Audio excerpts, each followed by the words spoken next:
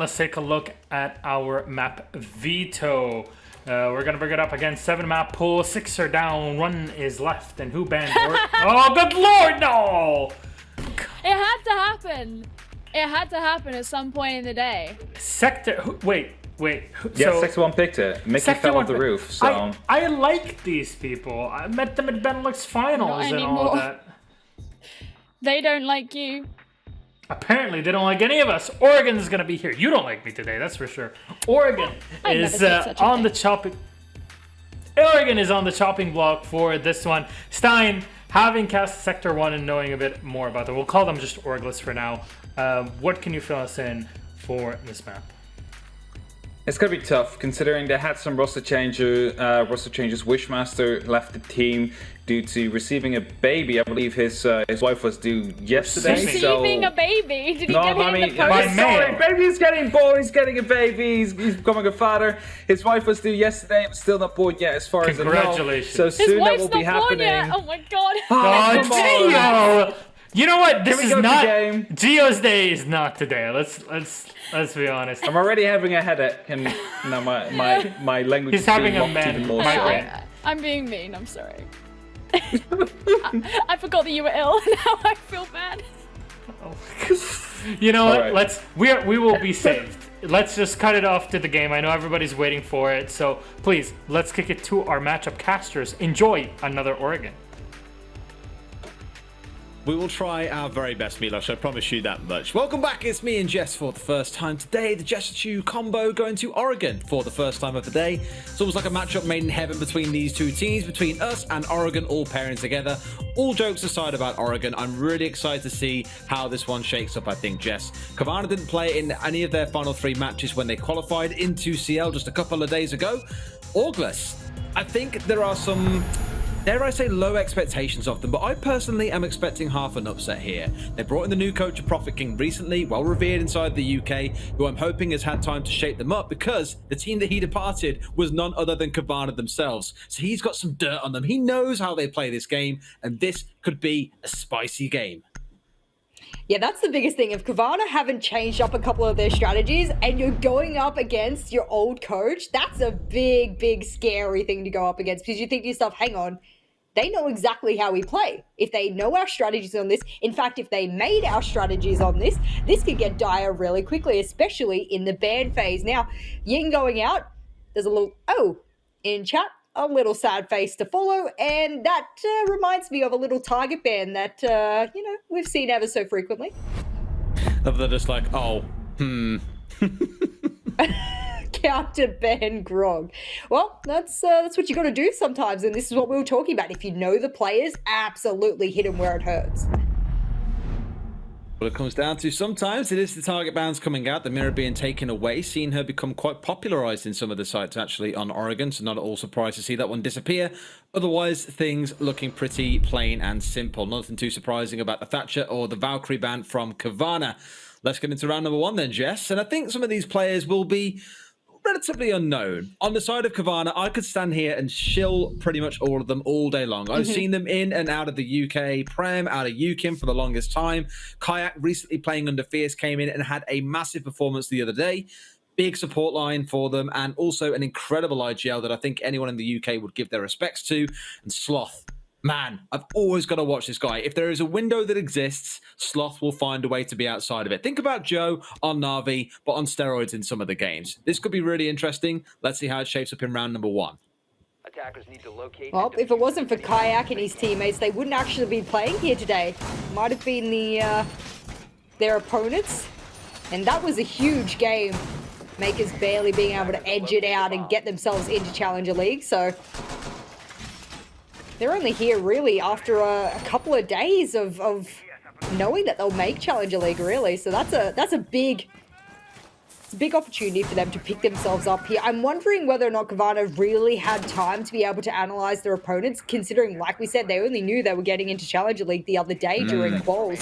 So it's not a lot of time for them to analyze their opponents. But like you said, Orgless, there's not a lot to analyze, especially with roster changes, especially with things changing up. Who they've got to look to is their coach to give them some guidance here. What I love the most about you, Jess, the amount of time for which you speak when you're analysing is the perfect amount of time for me to finish making all of my starting notes at the beginning of a round. Just well done to you. It's a gold star on your report card. Well done. Oh, thank you. A report card I couldn't give a shit about. Thank you. I appreciate that. I tell you what, I'm pretty sure that's more than half the talent team today has let that word slip on broadcast at least once. Hey, if Hap can do it, I can do it. I'm Australian. I'm the one that has to hold my tongue the most. Basically, Ubi, just blame Hap for all of this. It was entirely his creation. It absolutely is. Absolutely is more like. Either way, droning on the ground floor, going on around the map, out towards the west, out towards the east, full coverage, which suggests there is going to be a freezer push at some point, as well as something in towards laundry. Normally, you'll see a lot of teams spawn with 3 or 4 members heading towards big tower or in towards construction, or you'll see them doing what they've done now, which is splitting out between going for small tower and pushing in towards armory side of the map. And from there, it is going to be the south take. Now, you and I cast a couple of games in APAC yesterday, and the criticism we levied against a few teams was it makes things a bit one-dimensional. It's a very thin angle to be able to attack through the wall or through the doorway, and laundry isn't a particularly great place to push into, as you have to contest 2 or 3 different angles as you enter the room. Nonetheless, because you've also got this very, very thin area here where you can see a couple of members of Cowana holding at the top of freezer, and all the gadgets that are inside freezer itself is going to make for a very difficult attack. Orgless have decided to give up elbow and blue bunker push completely, and that's not often what you see from a lot of teams, because forcing yourself through laundry is such a kill hole. It's such a kill highway, rather. You're just having to force yourself through those double doors. You're pretty much relying on all of those frags to even get the execute off, and it really relies on this freezer peak. This is the absolute necessity if you want to be able to get in and get this plan off. A Go-Yo shield will protect the Kayi, but they are lit as it is, so this all goes to these entry kills, and that's a down, and that is freezer in the hands of Orgless. Yeah, it's Kayak going down as well. The player I referred to not too long ago, Ducko, steps up, but Sloth, the man I spoke about, more like Sloth on steroids, steps up and trades one back as Gorgona finds a second for the team. That does give the advantage over to Cowana, despite the opening kill going against them not too long ago. And a moment of peace ensues here as the teams pick up the collected pieces of whatever was left after that fight and redesign an attack. It's Gorgona charging as well at the corridor to bring down Josh. Tries to take a second. In fact, no, it's Anarchic taking one on site, and that means Skeptic is all alone inside of laundry, but I mentioned how many angles you need to contest as you charge into sight, and they get absolutely clapped out there. Oh. I was wondering what that yikes was referencing, and it was Sloth's own control of that weapon. See, Sloth is great when he's jumping out of a window. At any other time, flip a coin. You know, when it's too easy for Sloth, it's just too difficult, I think. I know that's counterintuitive, but when the shot should be easy. Yeah, there you go. We'll label it like that, shall we? Nonetheless... Not a bad round there for Cowana, but I think the biggest thing there that I criticized, and even before the execute began, was that forcing yourself into kill holes, especially when you don't sort of couple it with a lot of utility, is not the way to go. There were no smokes in hand, just block off those lines of sight. Okay, mirror's not in play, but there's still a lot of other angles that you have to focus on. No pressure from the back means that everyone can watch you walking in. Can't rely on gun skill when you're going up against people like Kayak, like Sloth. I mean, you saw Sloth after his teammate Kayak died in freezer. He re-peaked on barely any health and was able to get the trade. It's a sketchy one to do it that way. I agree, and I think it's kind of becoming I almost frown every time I see a freezer attack being the go-to play for a lot of teams, because I very rarely see them work. I think once or twice we've seen the intent work out. Fnatic, I believe, rushed the site the other day in APAC to try and make it work, and ended up just getting collapsed on from all directions despite catching their opposition by surprise. I think that was against Q Confirm, if I remember rightly. Small things like that, I just almost think that like you say, you need some pressure up towards the north side, or start your attack there and maybe look to rotate there a little bit later in the round instead. Absolutely, and well, none of those default cams should stay up, as we saw, unfortunately, the other day in, was it APAC North or EUL? There was a unfortunate mishap where one of those default cams stayed alive. Yeah. That was a feels bad man. We need a feels bad man in chat. No, we need a yikes. Oh, well. It's just yikes. Yeah, just a yike. Just one singular yike, because it was one cam. A single yike for the single cam, absolutely. Oh, Orgless at least starting to do... yeah, we're thinking the same thing. We're thinking the same thing, aren't we? We are happy they're pushing Attic.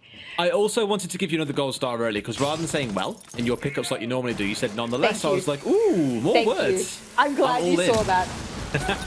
I'm always listening, Jess. Always listening. Attic is going to be their point of attack here. They've already burned through the ADS, but you've now got a couple of magnets as well as Malusi Banshees to deal with to get your way through. 4 members inside a tower and a couple of drones being committed to the cause at the same time. You can see the intent coming out of Orgless here, and no doubt Cowana are aware and should respond. I'm curious to know where the 5th member is because we only saw 4 inside a big tower, so 1 more should be pushing elsewhere. In fact, there he is. It was Ducko out looking towards the kid's window. So if they can get pressure on this by having control of Attic, which they now have, that should let them start cutting up a few of these angles on the top floor to restrict the movements of Cowana and look to try and catch someone. What did I tell you about windows, Jess? Sloth saw one and he was out of there. Well, he did get one, but he got traded straight back. Was it worth it? Very possibly. Yes, this is a Sloth thing. It's about his pride mark here, right? He's got to get out windows and kill people. Doesn't matter if he dies, it's about getting the kill. Funnily enough, I actually was on the analyst desk live during a Benelux final, and Sloth was on one of the teams, and I quoted him being one of the best IGLs I'd ever heard live. And I have no doubt him being dead means that his capacity now to give calls for the rest of his team just elevates the team tenfold. I'd be really curious to know who's IGLing for them, and I'll ask him later on because we do speak quite a bit, whether it's him or Kayak, because Kayak has for a long time been one of the key IGLs inside the UK scene, and I know that Sloth is more of the action caller. He calls when things have got to go away from plan and really snap, but Kayak is more of the kind of guy who will call out what's going on in the round as far as I'm aware.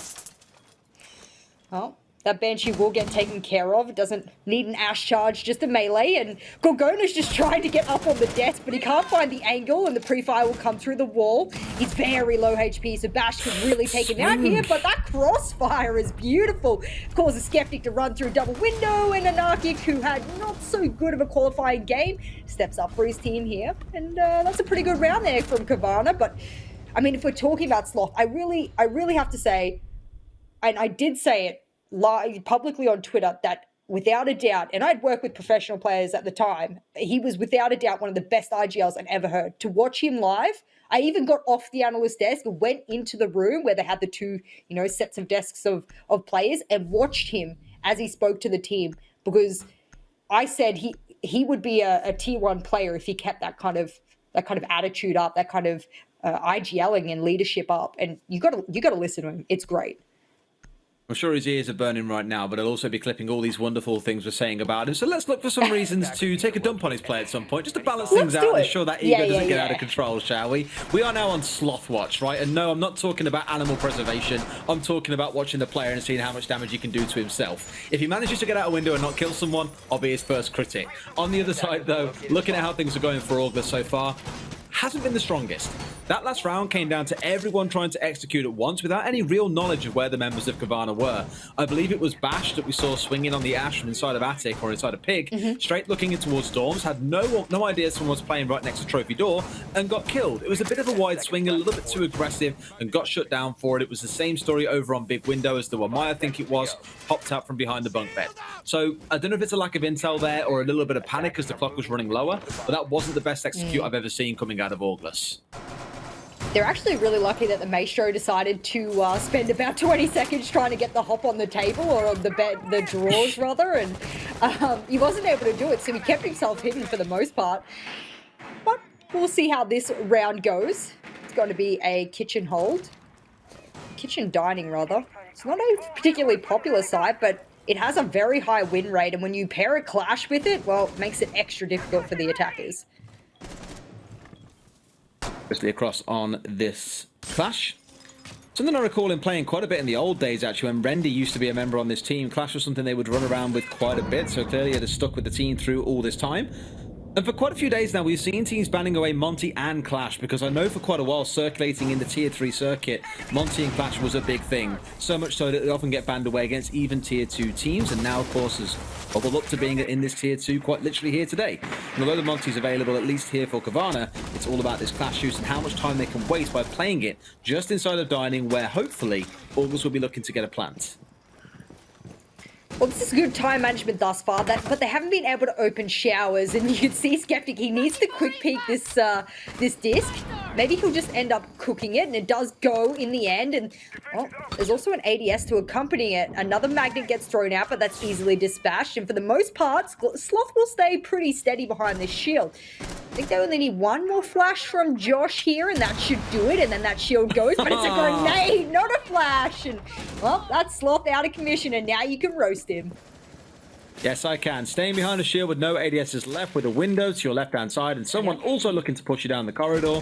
Surely you had the inkling that a grenade was coming flying through. How can you be so blind, Sloth? Sadly, Ducko is absolutely not blind, butchering two members. Grizzly going for the 360 play inside of Dining, gets one. Can he get the next? What is this? He's getting away with it at the same time. He's kept himself in it and almost beat out Ducko. Finally gets put down. It's down to the Yak all by himself. Yak attack onto the feet. Closes the round out for Cowana. Round 3 goes their way, but my God, was it not without its fireworks.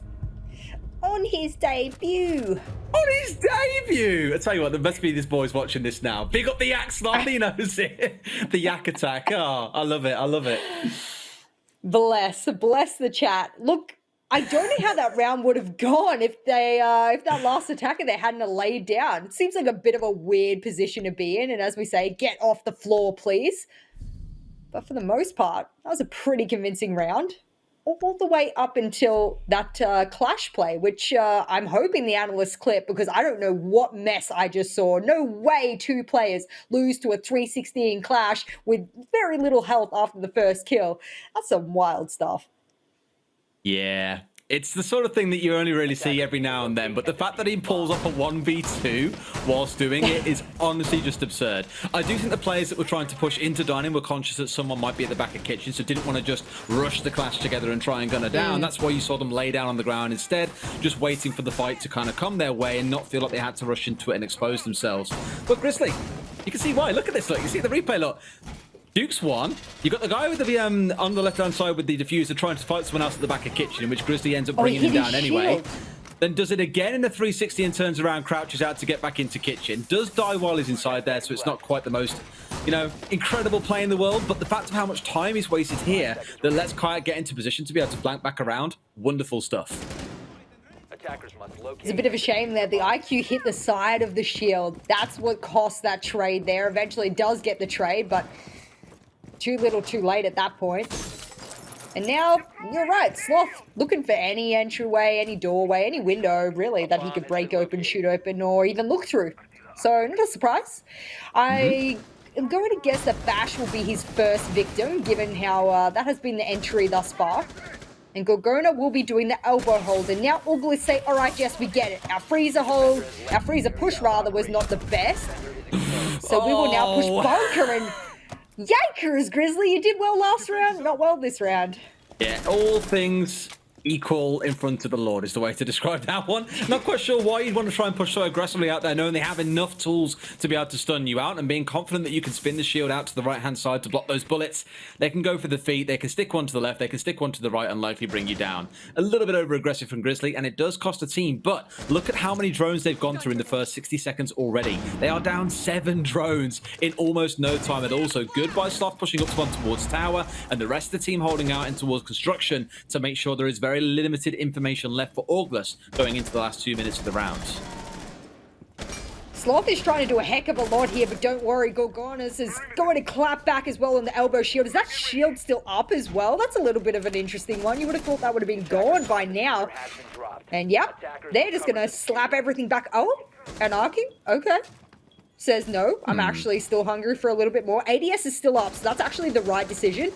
Duco is trying to crawl his way somewhere, not sure where, not to safety really, actually into enemy territory. And now Bash says, I need to get a pinch on the front. Duco finally goes down after bleeding out under the hatch, and this does not look good for Orgless, relying on the frags here from the front. Hatch will be open, and they've defaulted back to their usual push.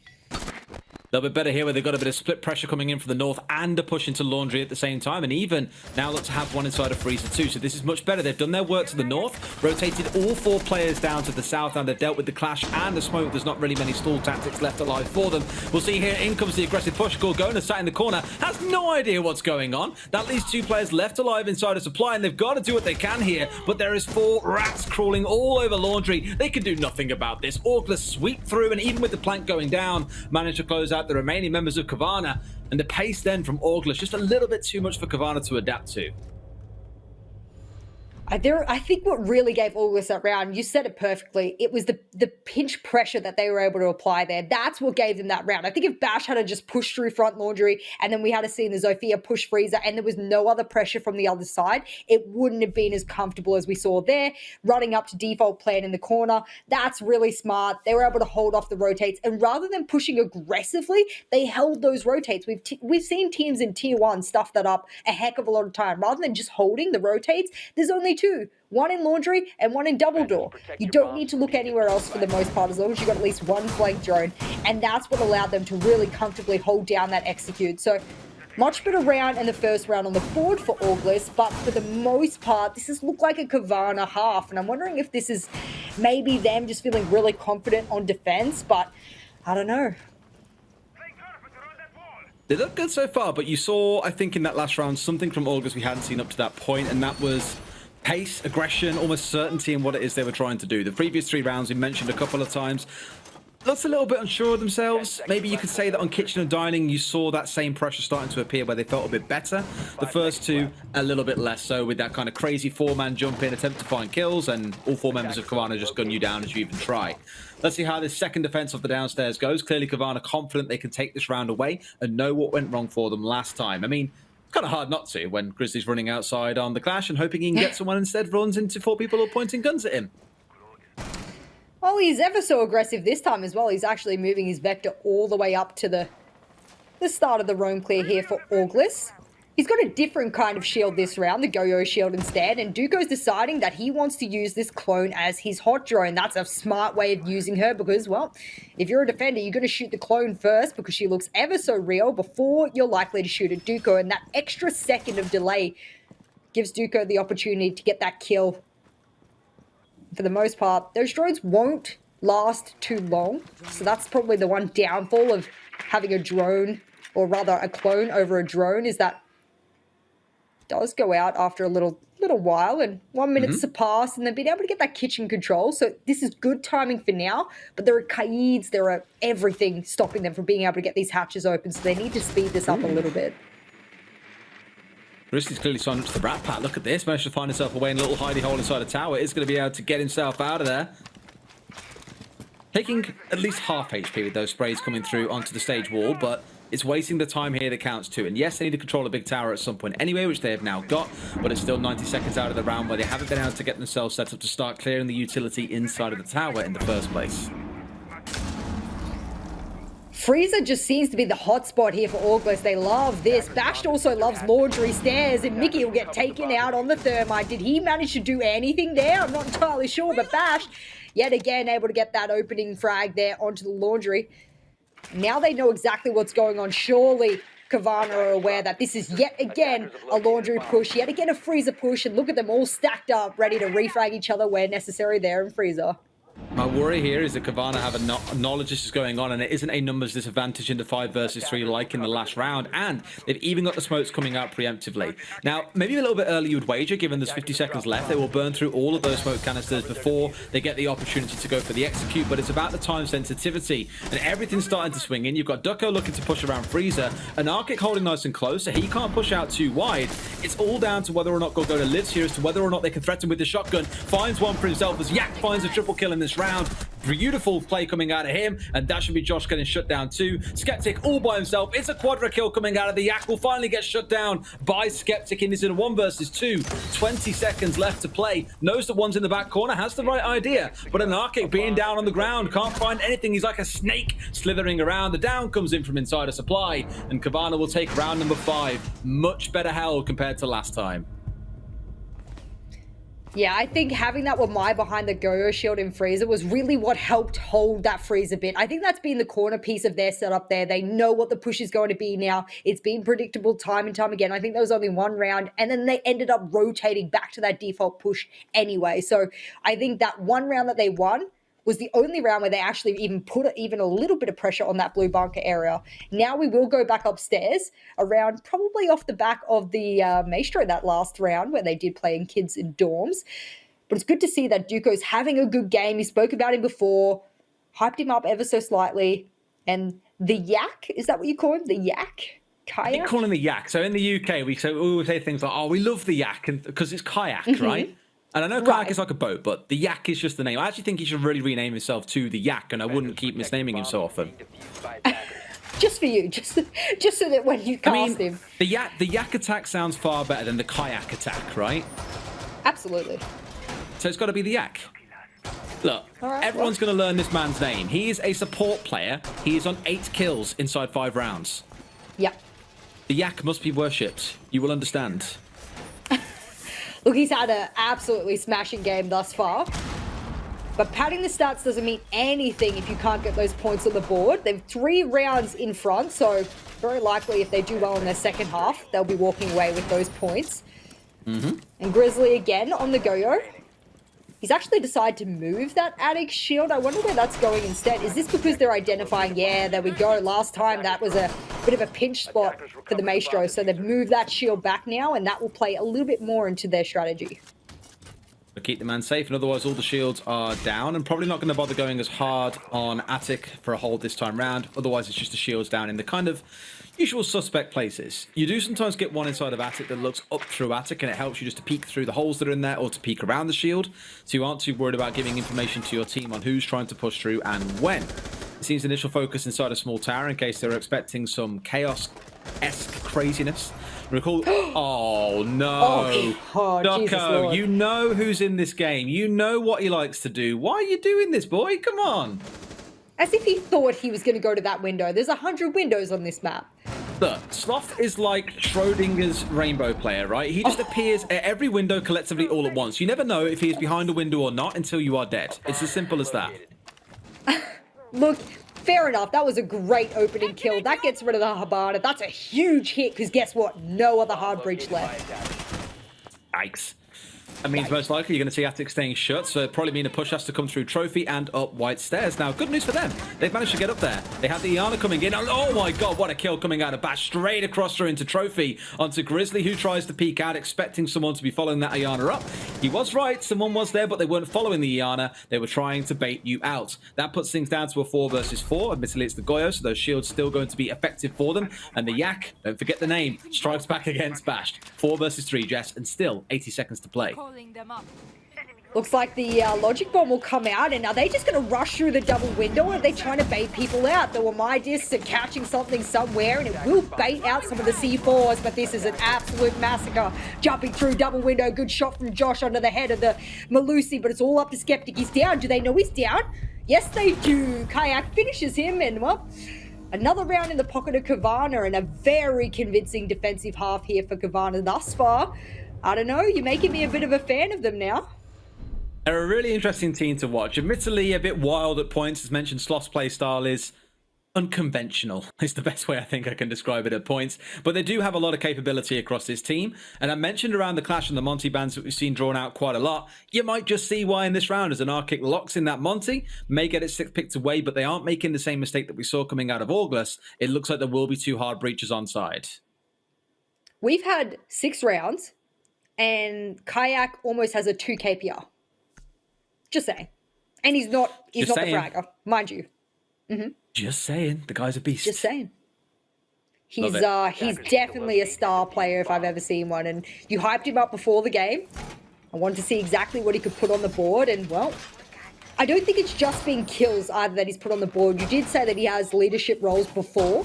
So it's very possible he's doing multiple roles here. And a little moonwalk there. Oh, damn. Those are those moves. There's a couple of them. I think that's everyone, actually. Oh, I think they're all joining the dance party here. And goodbye, medics. Good night. Good night, medics. Good night, observation. Good night, round number 7. Makes me sad, because I was really keen to see how that first round evolved as well. I mean, we saw the Monty get 6 picks away for the Nomad anyway. I think that will now play out to its completion, given it was an error by the looks of it on our side rather than on the player's side. Yeah. So we'll find out what the outcome is very, very shortly. It's kind of sad we don't get to see what happens. Look, I think I'm hoping, and I'm looking over here, hoping that Medics gives us a little bit of an indication that he can reconnect, and maybe we can get through halfway through the round or 3/4 of the way through, and even maybe possibly get to the execution. That's a lot of hopefulness, of course, but if we do have to rehost, Then you have to look at our faces for a little bit longer. And I mean, if you got to look at Dez's mug for too long, I'm not sure how you'd feel about that, to be honest. I mean, you might be here for a while because we've got to get through that round, which might take up to 3 minutes, then rehost the lobby and get other players back in. So I hope you're used to this move face. It's going to be here for a while.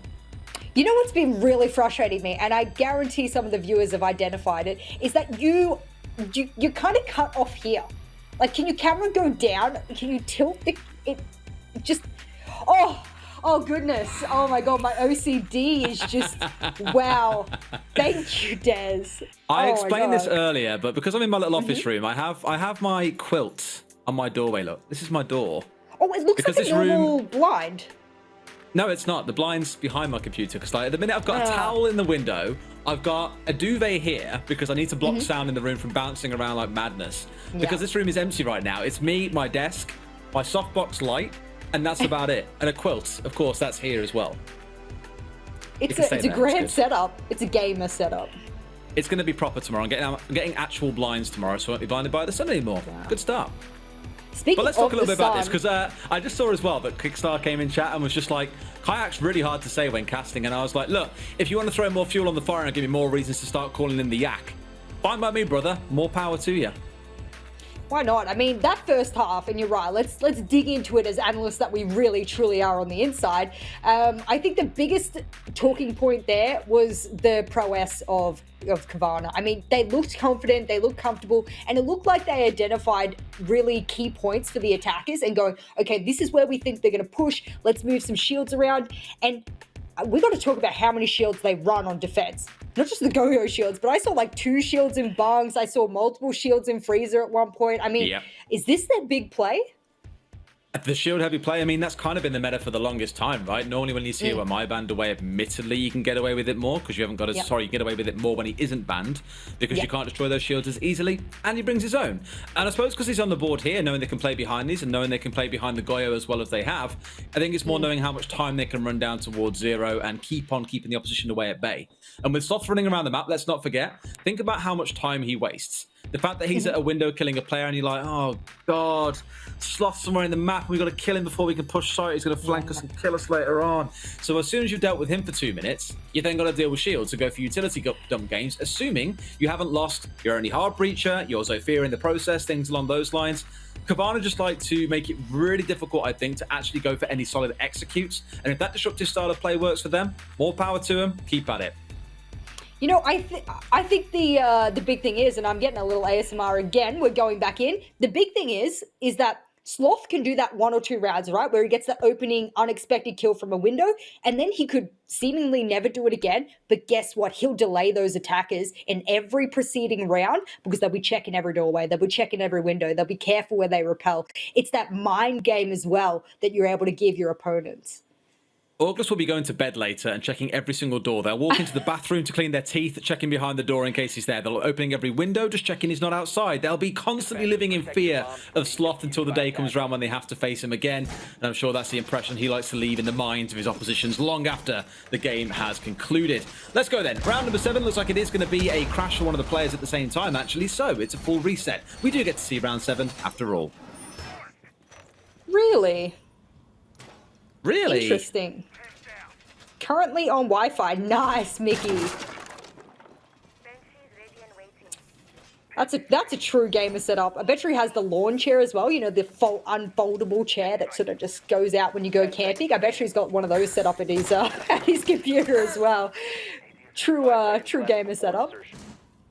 But for the most part, yeah, I mean, why not? For the most part, my biggest thing to point out here is that Thatcher's banned, but there's a lack of Kaid. Why not? Why not bring a Kaid, especially with the new Thatcher nerf, which is what I like to call it, or the changes. I think a Kaid becomes exponentially more powerful. Why not bring it, especially when you've got Hatch? You've got 2 Hatches even, if you think about it. And they don't have one this time. What is it that's stopping them from taking such an important operator? I think because what they've done here is they've electrified 3 different walls. So you've got supply wall electrified on one side, you've got the wall to the north of supply also electrified, and then those 2 leading in towards construction area also electrified. So rather than just going for the 2 with the kite in this case, or committing 1 to the hatch and only electrifying 1 wall, clearly there's quite a lot of investment in them here to keep all these walls up towards boiler room, reinforced and electrified as well. Again, whether it's a slowdown game, I think it is, given the operators they've brought along, looking towards the Legion, towards the Mozzie. There's a lot of time wasting on their side as well. So what we saw coming out of Cowana with aggressive roaming, you might yet see it come to be the play coming out of the other side as well. And Sloth almost getting himself gunned out nice and early is a nice reminder that there will be roamers around the map. In this case, it's Josh holding out inside of Kids, potentially looking to cause some trouble as the round wears on. That was a really good wallbang there onto the stage wall. Collects almost all of Sloth's HP. Unable to get a drone down into pillars, which is where they really need this intel right now, because they need to know if someone's playing the pillar, if there's an ADS, and how many of them are there. Another look at the attackers now. Still 2 grenades in hand there. It's going to be in the hands of Grizzly. I don't think they've been able to make any quick work of the walls just yet, and over half the round has surpassed. Sloth will go down, and he was on barely any HP to begin with, and well, I think Grizzly did manage to get the hatch open very possibly, and whether or not they make work on Blue Bunker or Elbow as well is yet to be seen, but time is running out. And in fact, they haven't even opened the hatch. Yeah, got electrified earlier on, so they know they've got to deal with, not electrified, sorry, reinforced both inside a meeting and in freezer. So there's a couple there they've got to deal with, or I guess security if you want to look at it that way. Again, it's another obstacle. It's another wall that is reinforced or electrified, another obstacle the team have got to get around before they can look to do anything. And even now, with 45 seconds to go, it's taken Cowana quite a while to start getting these walls opened up. It will be an Arcade trading 1 back, so they're into this 4 versus 4 with Sloth, of course, already gone. I'm kind of concerned here, Jess, that there's only 35 seconds and there is still so much to do for them, though. They managed to bandit trick that, or did they impact trick that? It doesn't matter because it keeps that wall firmly closed. Oh, Skeptic goes in the line of sight, but somehow matrixes all of those bullets in the end. Good peek there onto the bandit, does manage to finish him up, and now it's up to Duco and Bash, 2 big players here for Orgless who've seen them step up on their attacking half, but are they able to stop this impending execute? Pre-fires coming in. Duco gets a good flick around. He is flashed, but he does manage to get a lot of health. 5 seconds to go. Oh no! The plant comes through. Oh my god, it's a 1 versus 4, but the plant's going down. Oh, doesn't connect on top of the wardrobe instead. Oh, on top of the shells even, sorry. Doesn't connect and blow him up. That's unfortunate. Cowana taking round number 7. My god, was that a close affair. There you go, you can see it there hitting the top of the ceiling. Not quite managing to catch the plant on the other side. Ever so slightly misplaced. Otherwise, that would have been a round going the way of Orgless. But as it stands, Cowana are steamrolling through Orgless. Next round coming up. Into round number 8, and there is one final chance here for Orgless to keep the dream alive. I'm getting a little bit of a confirmation here from Medics that when I said that they may have even impact tricked or somehow got rid of that Selma there on the elbow wall, what actually happened was the attacker shot it because they didn't want the defenders to be able to rotate through it. They just wanted to use that as a line of sight. That's a risky play, especially when you've got, I don't know, no option to get into sight. It's the last 10 seconds of the round and you're only giving yourself a peek hole, no entryway into sight in case your teammates die. They're very lucky there because had that, I guess, C4 had hit, they had maybe 2 seconds left to be able to get those kills, and holding 1 line of sight from bunker wouldn't have done it. Let's see how the Oryx plays out in this round. I can't say I think I've seen an Oryx before on Oregon of all maps. You see occasional maps like Villa stepping in there. It's limited use case. I think we referenced it the other day when we saw the Villa game come through actually and said really we've only ever seen it used to the dream effect once, i.e. you get behind a whole team, you flank up a hatch, you kill everyone as they're trying to push into sight. That was the kind of big ideology behind him and the fact that he can jump up hatches, but no team's ever really seemed able to make use of that due to flank drones, due to teams having nomads on side, things like that. And Arcakia bringing that along should mean they're pretty safe from it, but we'll see what Skeptic can do. The only time I've really seen it being used to good success was on Consulate, and I believe it was Leon Gids or Aces, I can't remember, but from Rogue, one of their players was managed to jump up the box hatch in lobby, stop a defuse, kill someone else, and then drop back down, which was a really cool use of him. But if I can remember one game, and I cast 5 games, or not 5 games, 5 days a week of multiple games, it probably goes to show he's not very effective as that kind of sort of flex player, as we would call Oryx. I really wouldn't call him a fragger just because his weaponry is not really the best. Now, we've seen some having a lot of fun. I strictly remember saves on Na'Vi playing it. I want to say it was in their game against G2 when he was roaming up on the top floor and just looking to waste time. Good for that kind of purpose if you do have a multi-floor map where you can jump up and down multiple times. But Oregon, not really built for that, to be honest with you. Let's see how this round plays out either way. 60 seconds in and no one's gone down dead. Sloth hasn't got himself into an unfavorable engagement too early on, which is a pleasant surprise. Otherwise, Attic looks to be the main focus. It's where you're going to find the Maverick positioning himself, and I would assume that wall is going to get opened up on the top side soon enough. This is where some teams have got a bit stuck in the past, and Fnatic are a team that I recall doing this the other day. They started out with the ace down south inside of Master, rotated it up to this side of the map to open the wall, then back down south again. By the time they'd done all the drone work and all the setup they needed, there was about 30 seconds left on the clock, and it was just like, you've wasted so much time in making this attempt of an attack that you need to be getting it right from the off every single time. So here, at least that they've got the map on the right side, does mean they should be able to move fast. And even looking at it, game room has been opened up already too. So they have the right sort of tools here. Now it's just about engineering an attack. There's also a C4 below, but no one's in closet to collect it. Not sure if it's going to be a pre-place and he'll wait, or whether or not that will go off soon. Talking about that Oryx, he has decided to go all the way downstairs. Looks like a rotate up towards white is the play, but most of the players are focused there on bedroom and attic.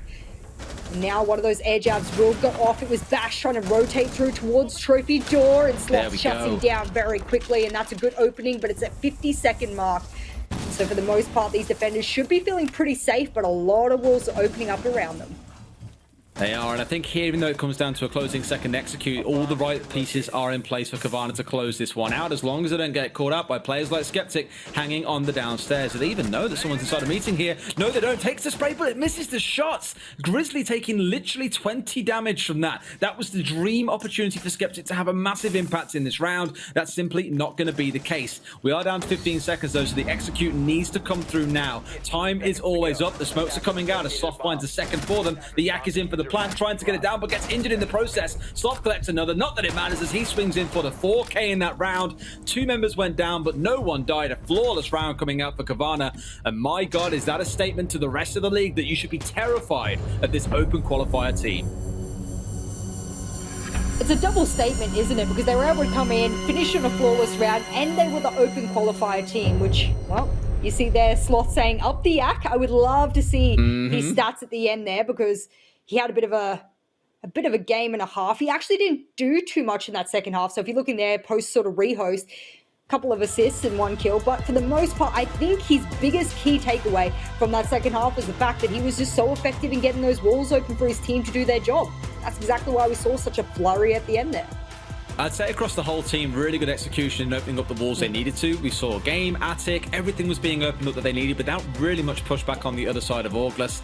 And I guess for them, there are some learnings to go away and look at here. Outside of maybe 1 or 2 rounds where they really managed to contest, that was a Cowana game through and through every single round. Lots of work for them to do before next week, but that's the nice thing about EUCL at this point. You do have a week to go away and look at these things and bring them back some fresh ideas to the table, ready for next week's opponents. Let's go over to the desk and see what they thought about that game. We are back on the analyst desk. Geo, Hap,